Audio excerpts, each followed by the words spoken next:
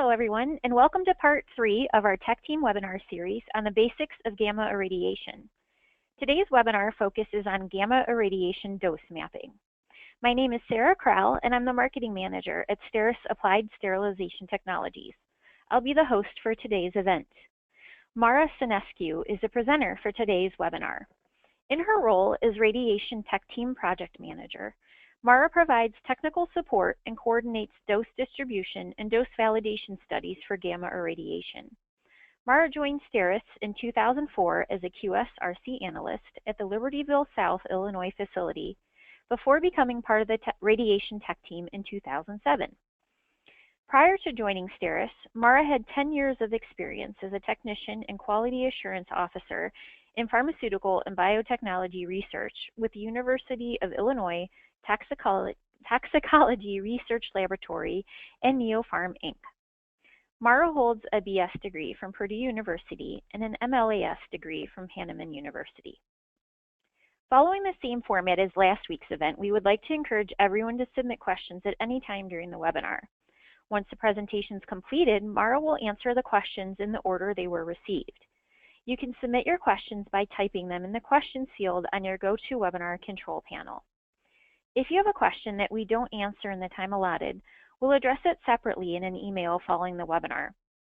Today's presentation will be recorded, and we will email all participants a link to view the recording on YouTube later today. Please note that continuing education credits are not provided as part of this webinar series. And now I'd like to turn the phone over to Mara to begin the presentation. Hello everyone, thank you Sarah. Today's webinar, as Sarah mentioned, is the last in our 3-part series, and we're going to talk about gamma irradiation dose mapping. When we speak about gamma irradiation dose mapping, we're speaking about gamma irradiators, specifically the cobalt-60 irradiator, operational qualification, and PQs, which are our product dose mappings. The question is, how can you be sure that the correct dose range is delivered to your product? We're also going to talk about the what, when, why, and how of gamma irradiation dose mapping, and we're going to talk about the different types of gamma irradiation dose mapping. When we irradiate product in any of our plants, we monitor the dose and we measure the amount of irradiation using dosimeters. And these are devices, and these are pictures of a couple of the different types of dosimeters that we use. After irradiation of the product, all of the dosimeters that are placed in the product load and in the run are read, and the results are reported on a dosimetry record. This document will show you where the dosimeters were placed and all of the doses that were recorded throughout your product load, throughout the entire run. And it also records the minimum and maximum delivered dose. So you'll see this document and it'll show you what dose was delivered. In addition, you're also going to receive a certificate of processing. And the certificate of processing is provided with every run, and it details the irradiation process, what was done. Not only does it include all your product information, it also includes the specified dose range. So the dose range that's provided to us by our customer, which would be based on either requirements, validation, as was talked about in the previous webinars, whatever those requirements are, what the product dose range needs to be, but it also calls out right here the minimum delivered dose and your maximum delivered dose, what the dose range was that was actually imparted to the product. So you could see that the delivered dose range was within your product specification, but the question still remains, how do we know that the product was monitored in the proper locations? We actually monitored the true minimum position in that load and the true maximum position in those loads. And that's where dose mapping comes in. Now, the irradiation facility determines where to place the dosimeters through dose mapping studies. And those dose mapping studies provide us information to determine where we need to place dosimeters during routine production. In some instances, though, the dose mapping is performed to determine a relationship between a minimum and maximum delivered dose zones within that product and a specific routine monitoring position.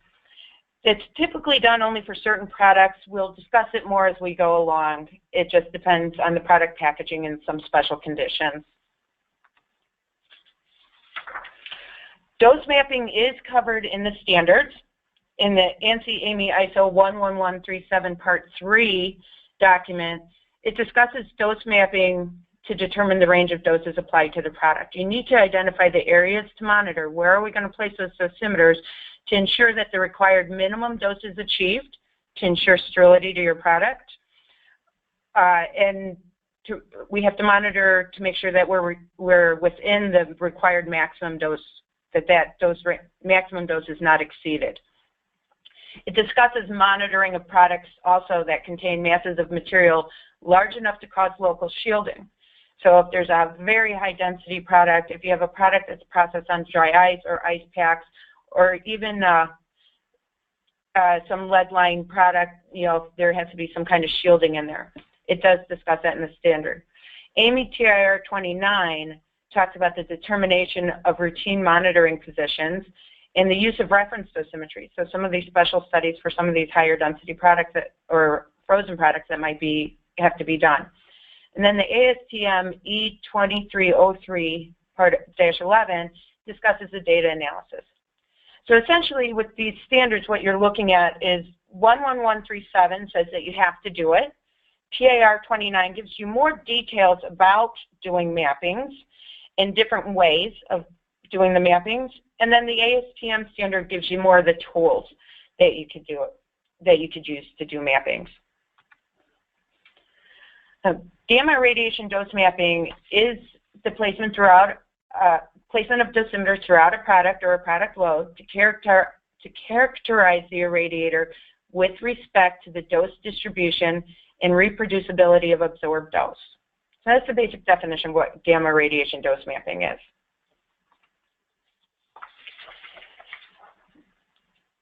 Now, the characterization of the irradiator identifies areas of high and low energy. The characterization of the source rack overall, you're looking at the characterization as it relates to specific product loads, and as well as how it relates to specific products. In the source rack qualification, or the characterization of the source rack specifically, you get an idea of the profile of the source rack, where those higher energy areas, the lower energy areas. In the product load characterization, you're looking at the distribution in different ways that product might be loaded into a carrier in an on-carrier process.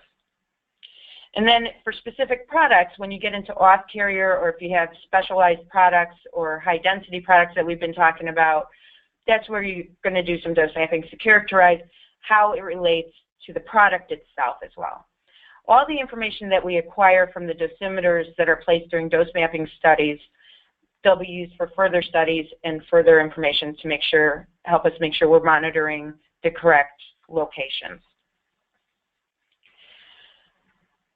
Now, photons, just a little bit of background. Photons are continually emitted from the source rack. There's always photons coming off, and they come off in all different directions. Some areas where you might have some newer cobalt, such as like right after loading, cobalt that hasn't decayed quite as much as other cobalt in the irradiator, will provide areas of more energy. So you'll get what we call hot spots, higher energy areas. Then you're going to have also some areas that have less energy. As the cobalt decays, there's less energy that's emitted, and these become more cold spots. What we need to do ultimately is to determine these areas of extremes, and that's how we do it with dose mappings. Now, dose distribution can be affected by several factors. It's affected by the configuration of the cobalt within the source rack, so those areas of high and low energy. It's affected by your product density. It's affected by areas of high shielding within the product. Again, dry ice, if there's lead lining or anything like that, if there's ice packs, if it's just a very high density product, it might even shield itself at the center. How you configure your packaging, how that product is packaged within the shipper, how it's loaded within the carrier when we put them in these totes or carriers that we use to transport the product around the source rack. How product is loaded into those boxes or carriers is like a puzzle, and that can affect your dose distribution. And then also the type of irradiator can affect it. Is it a pallet irradiator? Is it a batch irradiator?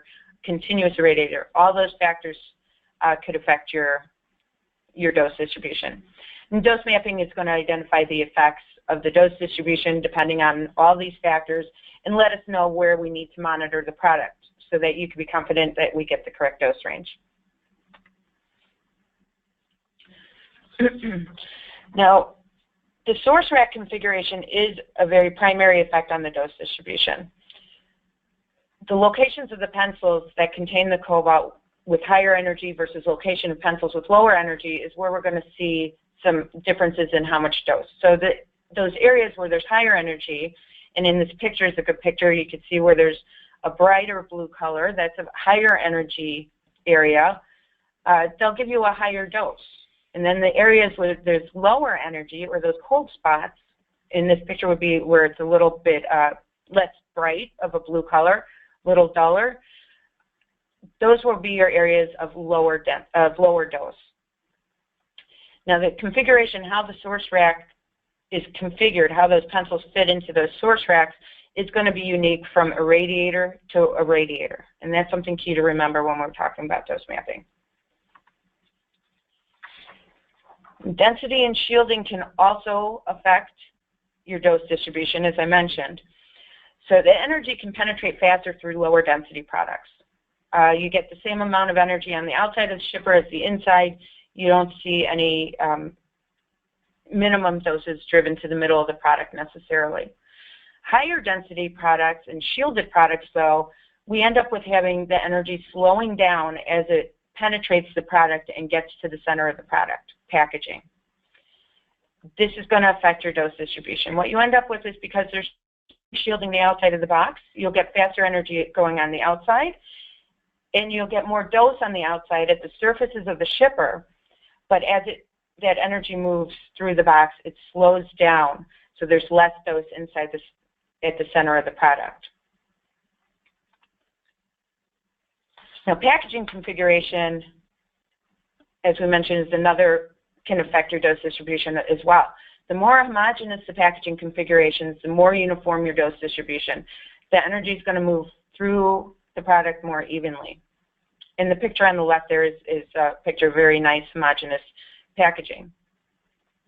Now, uneven dose distribution can result from packaging with areas of high shielding and areas of low shielding. And then also, if there's areas of high density and areas of low density, you end up with like pockets of shielding or high density. So if you take the example of the picture on the right, right now this picture of there's raisins inside that box and they're surrounded by bubble wrap. The bubble wrap is packed nicely all the way around those raisins, and so the energy is going to penetrate about the same from all directions. If those raisins, if that bubble wrap was all pushed to one side of the box and the raisins all against the other side, and if we replace that bubble wrap with something like dry ice, which is very high density, now we end up with the area of those boxes that are against the side of the shipper have no shielding. So those will get a nice high dose on the outside of the thing. The ones on the other side that are covered with the dry ice, that high density material, the photons, the energy is going to have a harder time penetrating. It's going to be much slower, and you're going to get a much lower dose on that side. And you end up with a very uneven dose distribution. It makes it difficult to dose during routine processing and to achieve your dose. So the more even your dose distribution or your packaging configuration, the more even your dose distribution is going to be across your product. Now, hand in hand with that is how your product is loaded into a carrier. There's different patterns are going to have different dose distributions, and it's going to depend on how full your carrier is, where the product is in relation to the source rack configuration. So is the product all down by where we have these cold spots? Is it right in the middle of where there's a hot spot? Is there boxes that are very in the low energy areas, or are there boxes in the high energy areas in the same carrier? That can make your distribution a little more uneven. But we would monitor, we would know where those are, and we would monitor them. It could also depend on density, shielding, homogeneity of the product packaging. So your loading configuration, your product packaging, it all kind of goes hand in hand. And your location of your min and max is going to be different depending on your stack height, how far that product goes up in the carrier, the width of the stack. Is it 2 boxes wide? Is it 3 boxes wide? Or is it what we call center loading, where you have 1 box width within the carrier, and it's all within the center of the carrier, so that there's nothing on the outside for those photons to penetrate before it gets to the product in the absolute center of the carrier.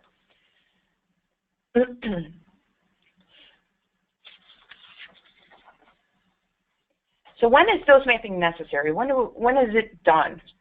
Dose mapping is typically done anytime there's a change to the source rack requalification, the OQ through dose requalification through dose mapping is required. That's our OQ. Changes to the configuration could result in changes to the dose distribution within the source rack. So when pencils are moved around during source loading, you can end up with areas of high energy, new areas of low energy. We need to recharacterize that. We need to double check that how much our configuration's changed, if it's changed. Changes to packaging configuration, the packaging density, shielding within the package, or loading configuration change can also result in a change to the dose distribution. So those would need to be recharacterized as well. You repeat your PQ. Changes in sizes of the shippers could change the load pattern, and that could result in a change in location of the minimum or maximum delivered dose. So if you increase the size of your box, you might get fewer boxes per carrier because they don't fit in the carrier the same way they did before with the smaller boxes. Or if you have the same number of boxes, your height hasn't changed, or your width and length hasn't changed, you just may go higher in the carrier. And that could change because it's relative to the source rack, and that source rack, the areas of high and low density or dose in the source rack could be different. So if you decrease the size, the opposite would be true. You could get more per carrier, which would, again, you would be raising possibly the height, or you could go to a lower level. Now your minimum or maximum position might change because of that. So you need to redetermine where within the stack of product min and max positions are when you're talking about on-carrier production mapping.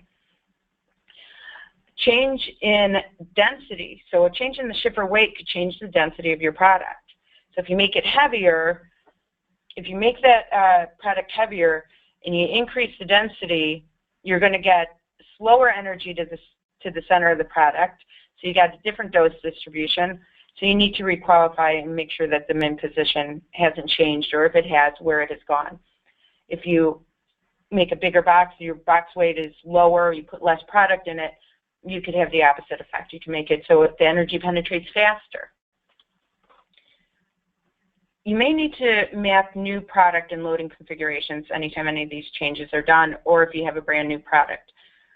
And dose mapping may not need to be mapped, may not need to be repeated if you've already dose mapped a product of similar density and loading configuration. So if it's already done and we already know the dose distribution and those two products are similar in density, then in product loading, then you may not need to actually do a mapping. So here's some examples of the effects of changes in packaging configuration. These are just very rough examples, diagrams, and just broad examples. So if we start on the left, we start out with a box that's a low weight, it's a small box. Okay, and we're going to be looking at the density of the overall carrier, not just individual products in these cases. So we find that our minimum position is represented by the red X at the bottom of the product stack in the center, and the maximum delivered dose position is located on top of the product stack with the blue X. Now, if we change this packaging configuration so that we have the same box size, but we've increased the weight, maybe you add more product to it, the product weight has changed or something. So now the boxes are heavier, they become denser. We find that we're going to have to center load it. This is an example of center loading, but we've also found in this instance that our minimum position is now higher off the floor of the carrier, but the maximum is still on the top. of the product stack. In the third example on the far right there, you got the same box weight as in the original, but we've increased the box size. So now we find that the whole loading configuration, how these boxes fit into this puzzle to fill the carrier, is different. And what we found when we do something like this, it changed the dose distribution a little bit. And our minimum position, though, is still at the bottom of the carrier, like in the first example. But now our maximum position has changed. It's now on the outside edges of those boxes. And it's a little bit lower in the product stack. And that could be multiple things. Perhaps the area at the top of the carrier where those tops of boxes are would be a colder spot. So that's not actually a maximum position. The maximum hotter areas of more energy, are a little bit lower down the stack. So that would change our monitoring locations.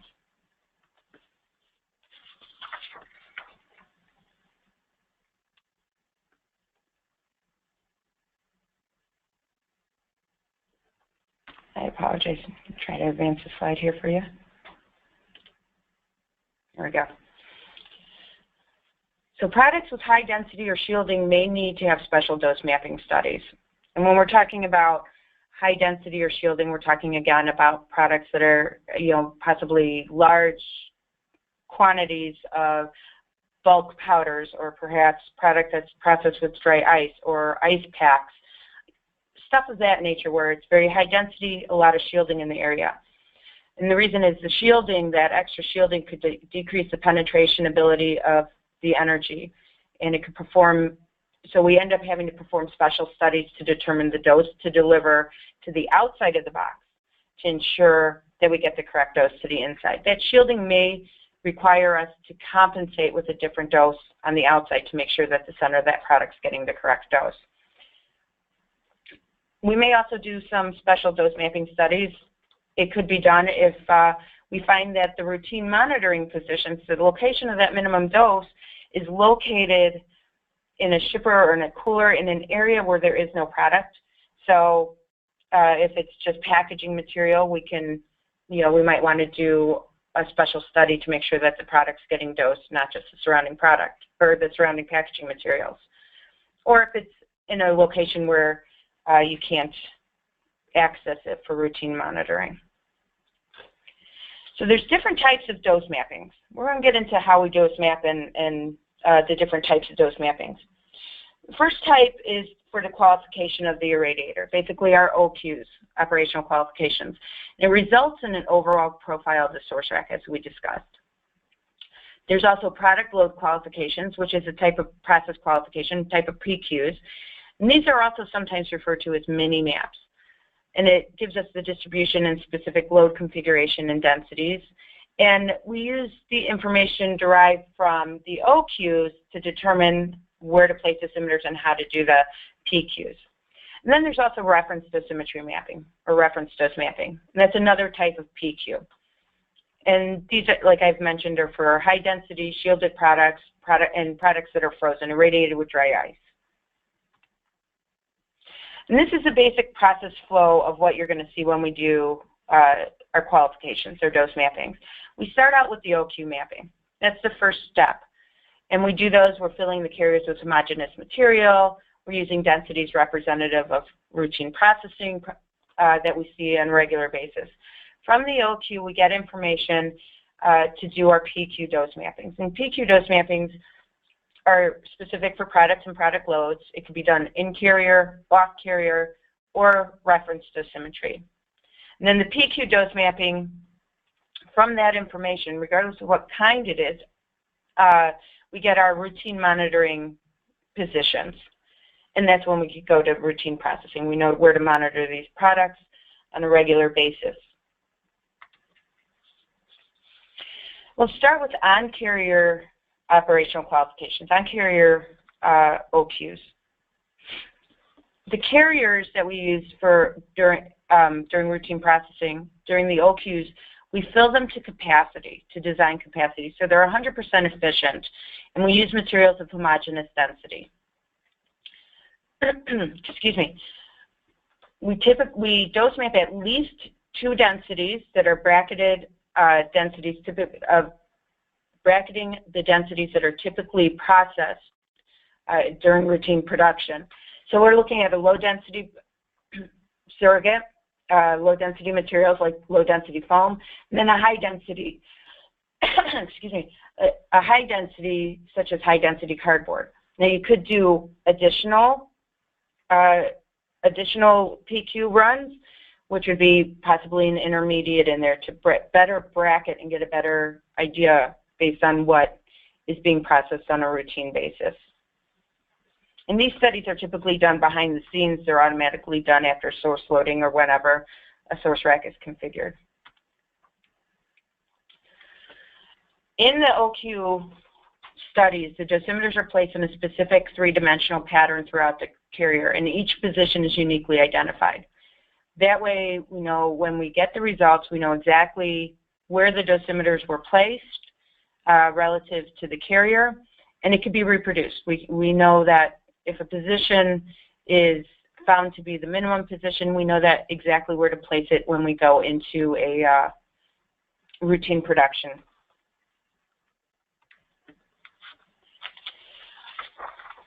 Three carriers need to be irradiated during OQs, during any dose mapping, in fact. But we always do it in threes for statistical reasons and to help assess the variability and reproducibility of the results. And through this study, we're going to identify the zones of minimum and maximum delivered dose. And these zones and areas are going to help us. We're going to use this information to determine where to place dosimeters for further dose mapping of specific products or product loads. The next step is to go into performance qualification, or PQs. Once we get the information from the OQs, we can move on to the product loading configurations. This, again, is similar to the OQs. We're going to evaluate how dose is distributed through a specific product load, though. Remember, not all products are going to be 100% efficient. They're not going to fill the carriers to the design capacity. So we've taken what we know from the OQ. We're going to apply it here to determine where we need to monitor during routine production of a specific product load. So you're going to do these studies on different product load configurations, different densities, and we're going to place dosimeters at the positions determined to be minimum and maximum delivered dose zones during the irradiator qualification. So only the mins and maxes. It doesn't have to be all of the dosimeters that are placed during the OQ. And you could do this using surrogate or actual product. And the reason you're able to do actual product on this process is we've already determined where those min and max positions are. We're just putting extra dosimeters than what we would necessarily need during routine production. Or you could use a surrogate if you prefer. Again, just like with the other mappings, got to irradiate a minimum of 3 carriers, and that, again, for statistical reasons and to assess the variability and reproducibility of the results. And you're going to end up with the actual minimum and maximum delivered dose zones for that particular load configuration and density that was mapped. Those are the locations you will use down the road for routine production of this product. Now, dose mapping, there are situations, times when dose mapping may not be necessary. It may not be if the loading configuration is similar to one that has already been mapped and the density of the product load is similar to one that's already been mapped. If both of those criteria are met, then you may not need to do a dose mapping on a specific product. Dose mapping may also not be necessary if the irradiator operation and cobalt loading is the same or it's similar to previous OQs. So if we find that that distribution is similar to the last loading or the last time the source rack was reconfigured or cobalt added, you might not need to repeat the dose mapping. Now, off-carrier is slightly different. There's a lot of similarities when it comes to dose mapping. There's a lot of differences.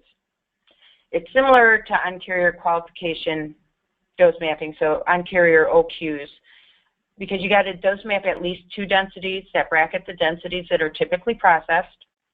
You use material of homogeneous densities.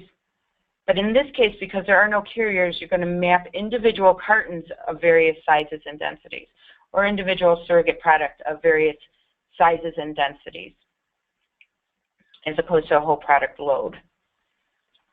And you could always do, again, just like with the on-carrier stuff, more densities and more package sizes to better represent your what you actually see.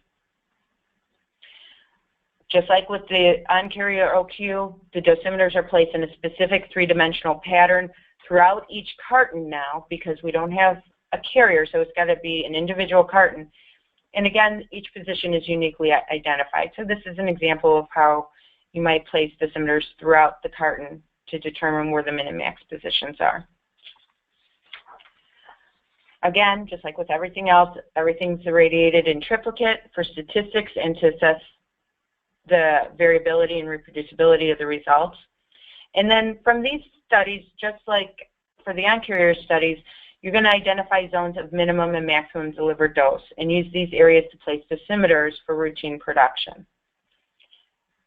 A big difference between off-carrier and on-carrier is because we have no carriers, there are no mini-maps. So whatever we get from the OQ results, those are going to be used for routine monitoring of product that's sent in for regular processing.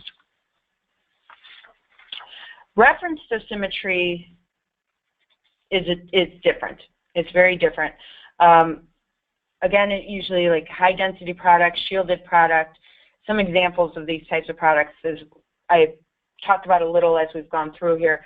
Frozen products that are surrounded by dry ice or ice packs. Bulk powders that are in very big containers.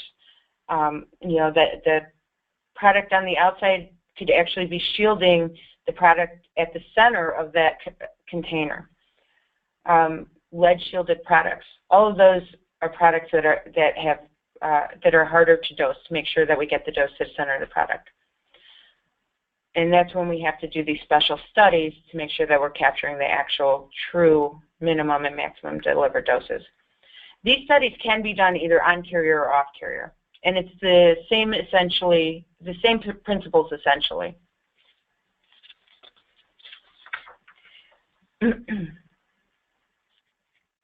So what happens is because this energy slows down as it gets to the center of the product, you may actually end up with the minimum or the maximum delivered dose in an area that cannot be monitored. It could be in the center of the shipper, which is a location that, you know, in the large on-carrier plants, they don't open the shippers typically.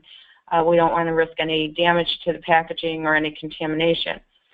If it's inside the product packaging, we definitely cannot monitor it because of the contamination, because we have to go in there to place and retrieve the dosimeters. Or it could be found to, the minimum position could be in the center of the frozen product.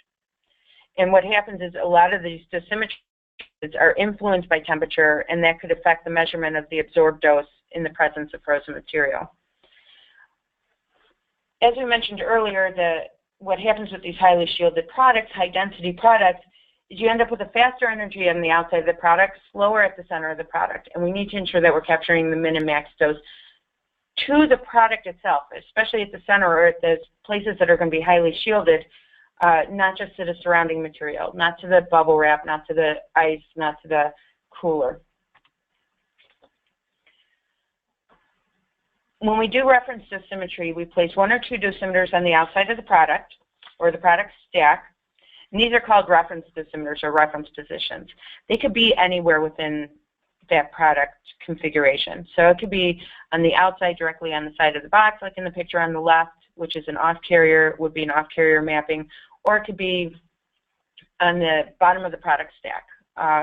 You want it just like on the right. You just want to have a place that's easily accessible. It's not going to be affected by any cold temperatures, and something that's going to be routine. In addition to that one reference position, we're going to be placing several dosimeters within the product, so within the packaging itself. Dosimeters are going to be placed at areas that are of expected minimum and maximum delivered dose throughout the product. We're not going to be placing them in areas that are irrelevant. We're not going to be placing them within dry ice surrogate. We're not going to be placing them between an ice pack and a cooler wall. Those areas, dose to those areas are not as relevant as the dose to the product itself. In on-carrier processing, we're going to place those dosimeters throughout the product stack. So not just in a single box, but if there's multiple boxes within the carrier, we're going to put dosimeters throughout that product loading. This is an example of an on-carrier reference mapping where we might be placing the dosimeters. So the expected minimum positions would be like right against the dry ice, so right against the blue coloring, because that dry ice is going to cause shielding. Those are areas that we expect to see a minimum position, or in the geometric center of the product, that could be as well. And then we place them at the expected maximum areas. So, for example, in this picture, there's no product on top and no dry ice on top of the top box there. So that would be an expected maximum position because there is no shielding in that area. And then on the bottom right, you can see where the reference dosimeter is placed. Reference mapping, where we said that the PQ for on-carrier mappings, the mini maps, can be done using actual product. It's always best to do reference mappings with surrogate product, and there's several reasons. One, the purpose of the study is to determine how much dose we need on the outside to make sure we're getting the correct dose on the inside. So we can't guarantee the correct dose is being delivered to the product if you use actual product. In addition, we are going to be going in and out of that product on a regular basis to place dosimeters, to retrieve dosimeters, and there's a risk of contamination, which we don't want to take that chance, and I'm sure you wouldn't either. And because some dosimeter systems are affected by temperature, we cannot perform reference mappings on product that's at cold temperatures, on frozen product. We cannot place dosimeters within the frozen product. So all of the product that's being reference mapped has to be at ambient temperatures. You would use a surrogate product to make sure of that, but we also use surrogate for any dry ice, so if it's frozen. So because it's at ambient temperatures, if you're using actual product, then you'd have to assess if that product could be, would still be okay after it's been thawed. And it might not be. I'm assuming most times it's not.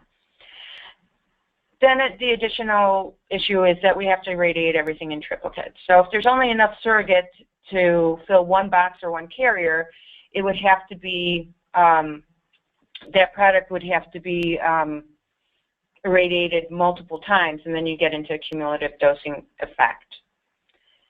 So like I mentioned, we also have a surrogate for dry ice or ice packs, and those could be anything that's representative as well. And when we talk about surrogate product, it could be a product, whether it's dry ice or for the actual product, that's similar in density and similar in characteristic to the actual material, or it could be actual material that's been rejected, material that's not going to go to market. Again, just like all the other mappings, everything's done in triplicate for the same reasons as the other two types of mappings. And the overall goal of reference dose mapping is to determine the ratios from the reference dosimeter position to the internal minimum into the internal maximum delivered dose positions. These are correction factors, is what they essentially are. They will be used to calculate the dose range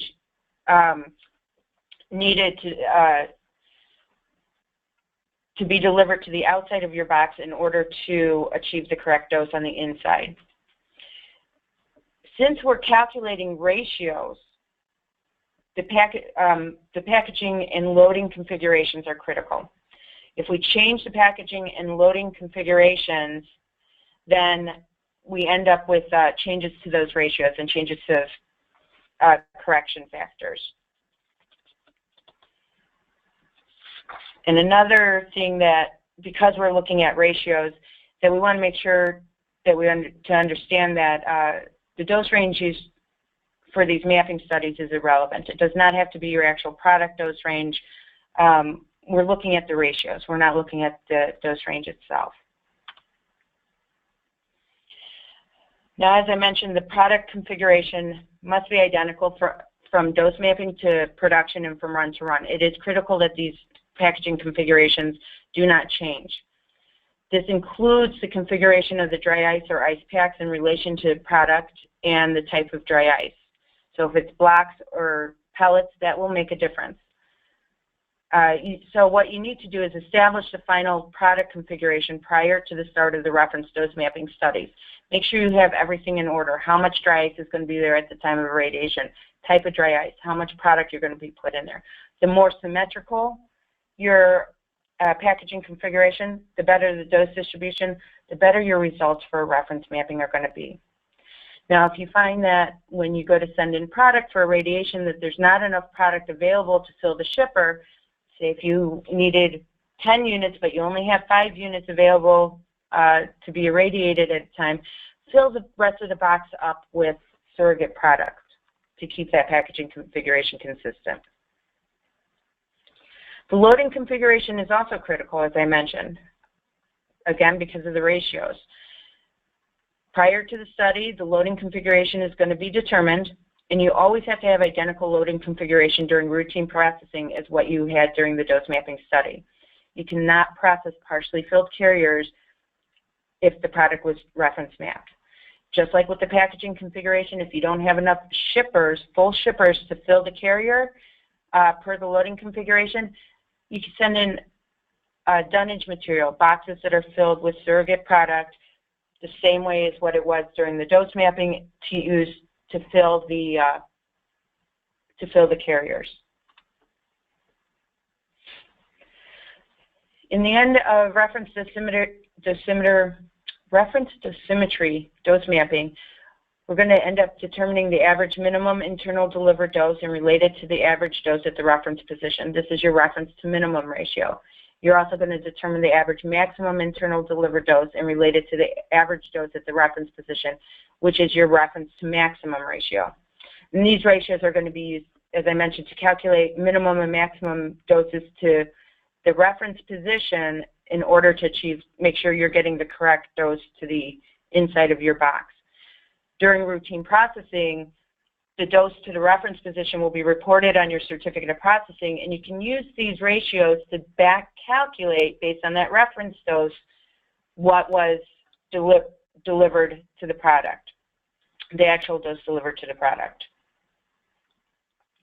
The reference dose range, you should be aware, is typically going to be different than the dose range needed to the product. When you apply the correction factors, you might find that the minimum reference dose may be higher and the maximum reference dose may be lower. So your dose range could get tighter after reference mapping. For products with tight dose ranges, this may result in a really tight reference dose range, which might not be able to be delivered during routine processing. Now, in order for a reference dose mapping study to be successful and to be considered, the results to be considered acceptable, the reference dose range must be wide enough to allow for routine production. This always has to be cleared and checked with the processing facility since they know their irradiator and what their capabilities are. So if you ever change your dose range or anything like that, you always need to make sure you check with the processing facility. Another thing to remember is just because you achieve a deliverable dose range, you meet those acceptance criteria one time in a specific irradiator, the results may not be the same after source react change or if you go to a different irradiator. You may not achieve a deliverable dose if either of those criteria change. You may find that you need to reconfigure the product packaging. You may need to change the configuration of the dry ice or ice packs if it's a frozen product. You may need to change the loading configuration. So just because you get acceptable results in one facility, in one specific irradiator, if you go to another irradiator, another machine, you may not have the same results. They may have to change some things. And when you have a very tight dose range product, there's always a possibility, or with any product, depending on the correction factors and how dense the product is, you may need to look at adjusting your required dose range to the product itself. Whether if it's a routine processing product and you've built in, you've tested your maximum dose up to a certain level, but you're only asking for maximum dose to be slightly lower than that, you might need to extend that maximum dose. You know, if it's an audit, you might need to look at some other options. So just depending on what the processing is being requirements are and stuff, you may need to look at adjusting those. Now, reference dose mapping is specific to the source rack, the irradiator, and the package or load configuration. Okay, so those things are very specific and are very touchy with the reference dose mapping. So you want to repeat dose mappings after a change to the source rack. The ratios may change, resulting in a change to reference dose range. Repeat if you change irradiation facilities, or even if you just change an irradiator. Some facilities have more than one irradiator. If you move from one machine to another, you need to repeat the reference mappings. You get different loading configuration possibly. One irradiator might be able to fit 5 boxes per carrier, and another one might only be able to fit 3.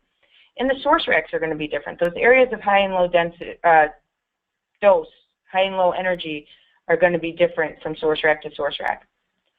You also need to repeat the dose mapping if there's changes to the packaging configurations.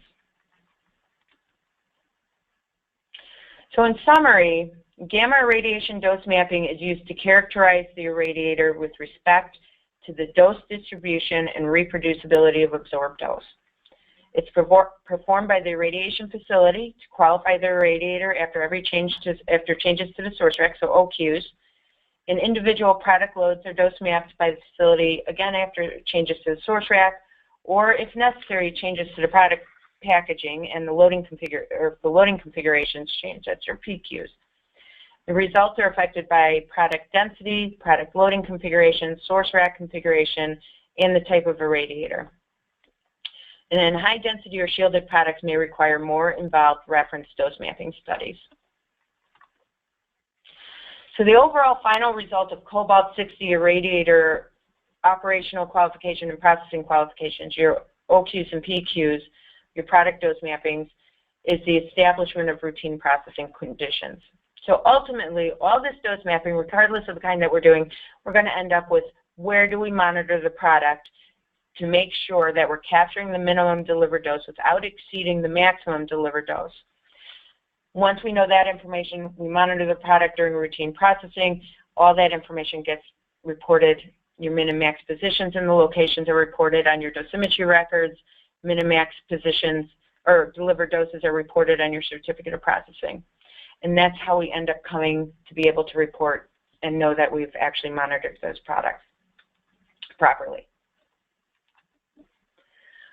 Questions?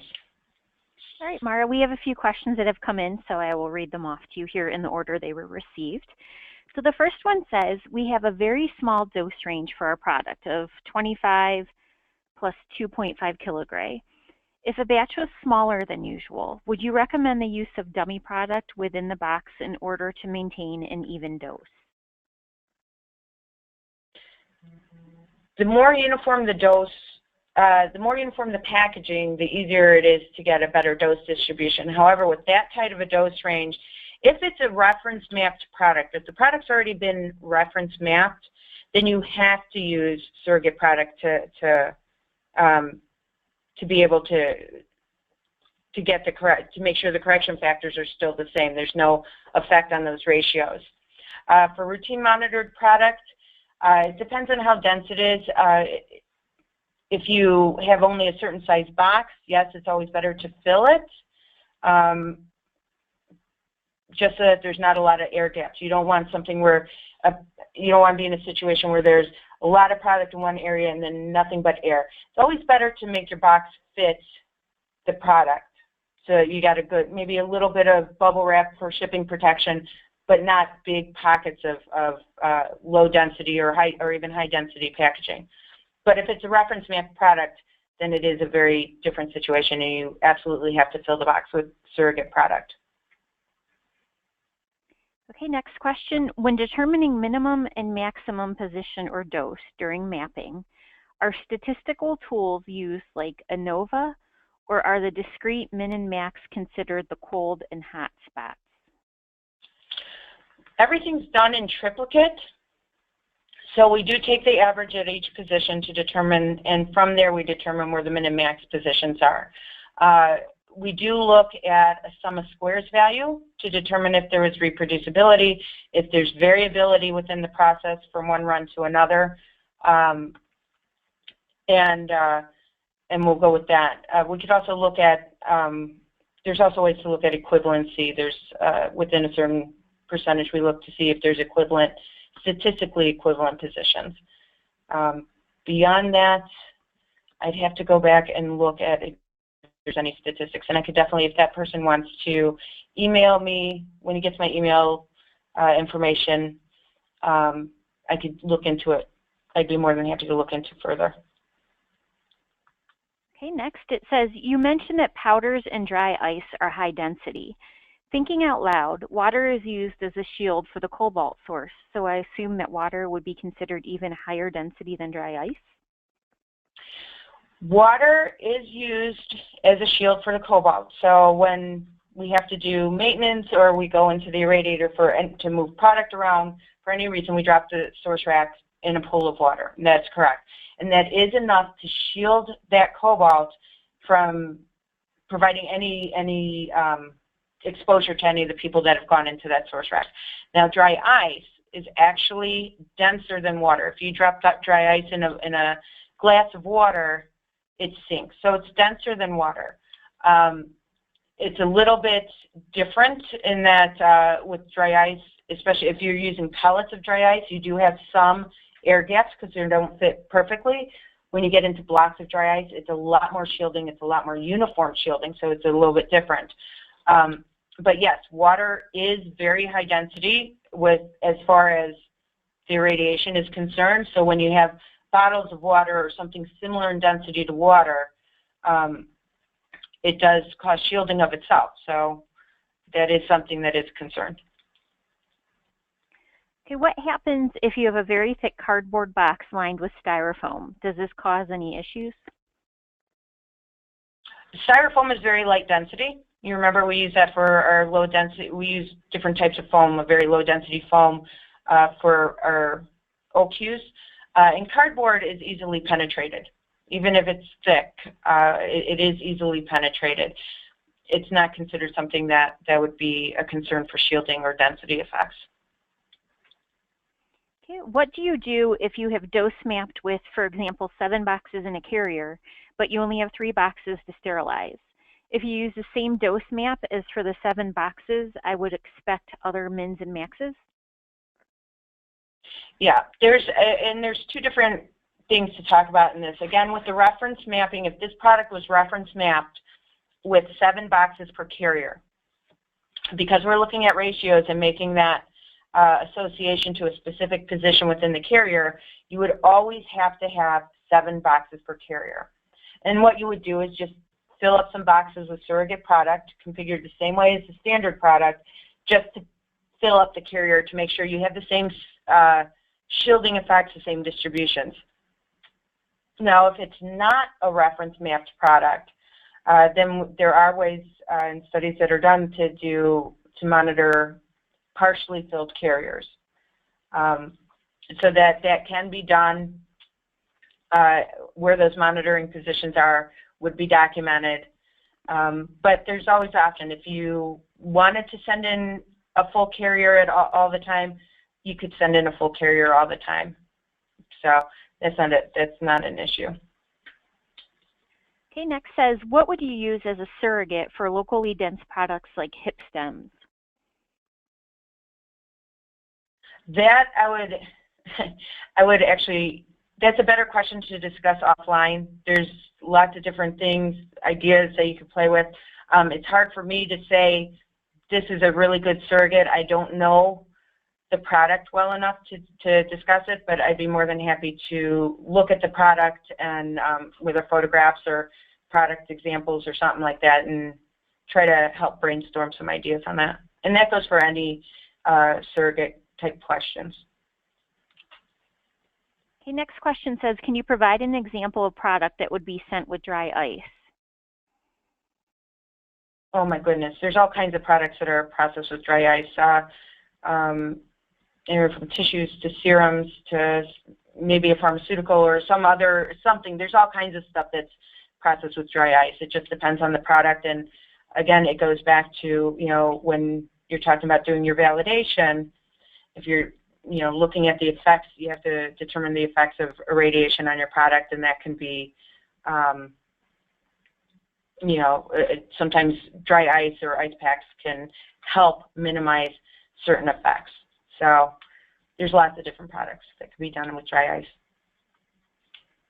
What range is considered high density?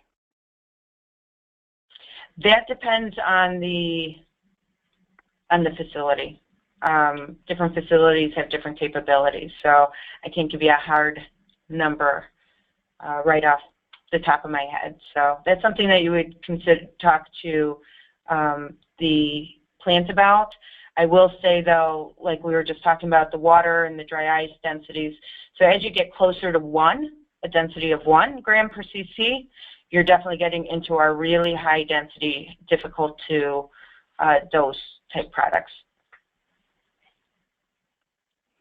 Okay. When we ship a pallet of product, does STERIS reconfigure the boxes to fit the carriers or sterilization area? Now, by reconfiguring the boxes, I don't know if it's meant, do they take it off the pallet or if it's reconfigured a product inside. We do not open, typically in our large production plants where you would send a pallet of product, we're not opening any of the shippers. And so the shippers are coming right off the pallet directly into the carrier in whatever configuration it does. When we're filling a carrier, it's kind of like figuring out how to fit stuff in a puzzle. So we got to balance that with getting the right dose range based on the source rack, and also looking at your efficiency. How many boxes can we get in a carrier at a time? But we do not reconfigure the product within the box in our routine processing plants, in the large volume plants. Sometimes when we do at the you might have to do it if you have smaller volumes or something like that, but typically that is not done. As far as reconfiguring the boxes on the pallet, usually we palletize the same way that it comes in, unless it's unless there's instructions otherwise. So hope that answers the question. Okay, next question is, we have over 600 configurations of product, which would be cost prohibitive to dose map. What dose mapping approach should we take?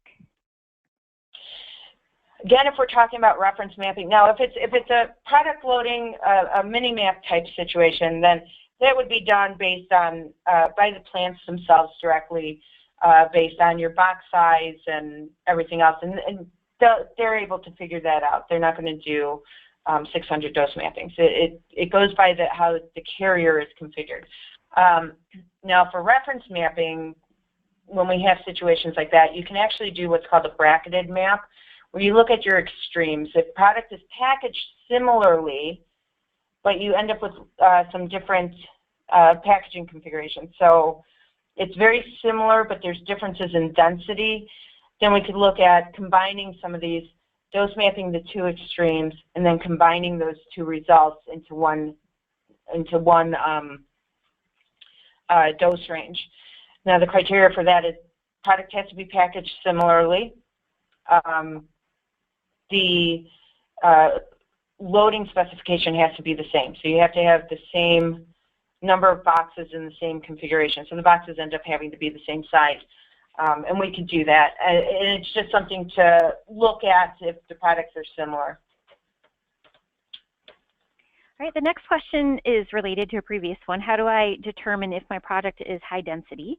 You provided examples like dry ice, but what can I do to decide if my product and packaging is high density?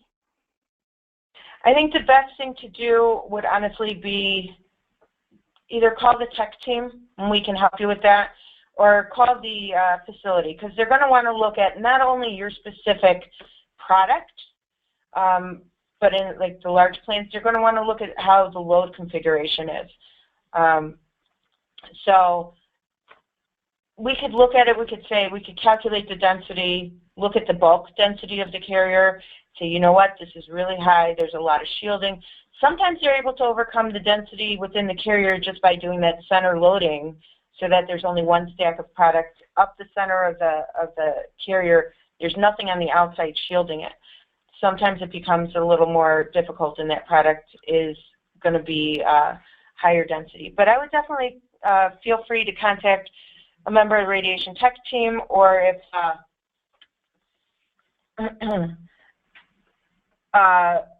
or the plant itself, and they can help you and they can let you know if it's too high or if there's going to be issue getting the dose to the center of the product.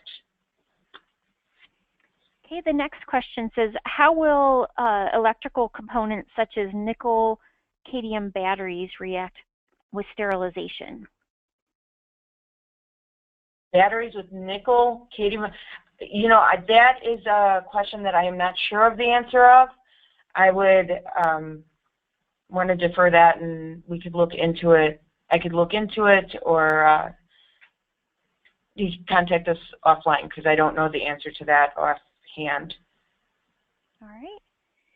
We just have a few more questions here, so thanks for everyone for submitting them. So we'll just get through these last few here, and thanks for staying on with us too. Next question is, if product is boxed in two different boxes, such as an SBS box within a corrugated sterilization cube, but there are not enough inner boxes to fill the outer box, what should be used to fill the empty space? And should the inner box be closer to the center of the outer box or on the edge? Okay, we got an inner box, we got an outer box, and there's multiple inner boxes. I just want to make sure I'm understanding this correctly. And so the question is, if there's not enough inner boxes to fill that outer shipper, what do you fill the empty space with, correct? Yep, that's the question. Yep. Okay. The first thing I always recommend is to try to make your outer shipper fit your product as closely as possible so you don't end up with these empty spaces.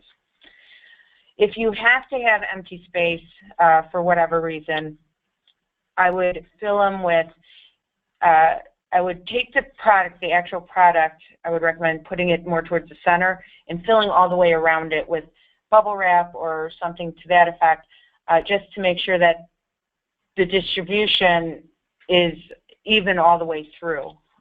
You don't want to have those pockets where you have higher density where your actual product is, and then low density where there's an air gap. It's easy to get too much energy where that air gap is, as opposed to getting where the product is. But it's always better to have an even all the way around if you have to do it. It is not the ideal situation. It's always better to have a shipper that is full with product. So even if that means taking your outer shipper and cutting it down or getting a smaller one so it fits a little more evenly. All right, and we did have a couple more questions come in after I said we only had a couple left, so we'll get through all of them.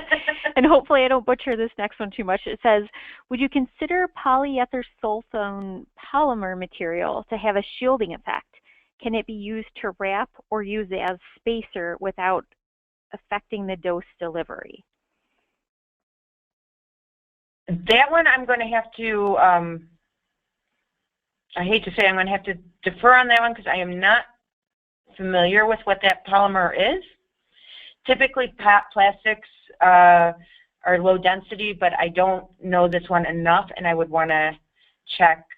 Even Betty Howard is real familiar with materials, and she could be contacted about effects of materials and stuff like that. But typically plastics are not high density at all, and they're easy to penetrate, but I don't know that material. All right, next one says, what is mixed density dose mapping? Mixed density dose mappings. You know, honestly, I have not heard those. It sounds like they might have mixed densities within a carrier. So mixing densities within a carrier would mean that you have higher and lower densities, and you're just trying to determine where the mins and maxes are based on that. I don't see that happening very often, if I've seen it at all. So it might be something done more on the plant level that I have not seen done. All right, we have 2 more questions submitted through GoToWebinar and 1 that came in via email. So we'll go through these 3. The next one says, can metals be gamma irradiated? Yes, metals can be gamma irradiated. Our carriers, for example, are made of aluminum, and they are used over and over and over again. So metals are easily irradiated. There's not really an effect from the gamma radiation on them. And we're talking about gamma radiation. I want to make sure we're clear on that, not E-beam radiation or some other kind of method. Gamma radiation. But if you start getting into metals that are very thick, I think somebody mentioned like hip stems or that kind of stuff, you know, it might affect your have metal mixed in with plastics. That metal could shield, depending on the metal, whether it's a lead or you know, stainless steel irradiates real well. So yes, the bottom line is yes, metals can be irradiated, gamma irradiated. Okay, next question says, since products from differing companies have different dose needs, how do you organize the timing of carriers such that they receive the correct dose while other products on a carrier in front or behind are not under or overdosed? That's a good question. And that actually comes down to our planners. That's done on a plant level based on the schedule. The planners know how much cobalt's in there, the exposure times, the decay factors. They know how much time is needed in their specific irradiator to ensure that the correct doses are delivered to all the products. Some of the doses are overlapped between different products. It's really, in all honesty, I always say it's an art form. It's a lot of balancing act and depends on the irradiator and stuff on how that's done, how that's handled. All right, and then the last question says, our product has a 25 to 45 kilogray interior delivered dose range and a 20.86 to 42.0 kilogray range for the monitoring dosimeters on the carriers. Is this considered reference dose map ratio, so partial carriers should not be done? The reference dose map has never been mentioned. To me, it sounds like it's a reference dose map. It sounds like there may have been some reference mapping done at some point to make a different dose range externally to ensure an internal dose. Usually with reference mapping, so we would see the opposite, where the minimum position has to be higher on the outside to compensate for the inside. It sounds like it could be that. I can't guarantee that. I am not sure because I have not participated in this. Be more than happy to talk about it more specifically offline if this person who submitted this would like. But yes, if it is a reference mapping, I would inquire about that and how that discrepancy in dose came about. And it depends on the product and stuff like that. But if it does turn out to be a reference mapping and they're monitoring only a single position, then yes, you would want to have always full carriers of product and full shippers of product, whether it's surrogate or real product. And we did have one person comment on the mixed density dose mapping question, and they just wanted to provide the input that mixed density dose mapping is to bracket varying product densities in the same load. It requires 3 loads with lots of dosimeters. Okay. So thanks for that input. Right, it's a dose mapping with different densities within the carrier and stuff. So there you go. Thank you. All right, lots of great questions, and thank you to everyone for attending our webinar today, the last in our 3-part series. We appreciate you taking the time to learn with us over the past few weeks and hope you found the entire series beneficial. All 3 sessions from the webinar series are available for viewing on our YouTube channel. A link to today's recording will be included in a follow-up email. We just need to download the recording shortly after we end the session here, and we'll upload it to YouTube right away and send everyone the email with the link to view the recording. To access our YouTube channel anytime, and it's got a lot of great videos and webinar recordings on there, just visit our YouTube channel at youtube.com and then enter STERIS Applied Sterilization Technologies in the search bar. Thanks again for joining us for this webinar series. This concludes today's webinar.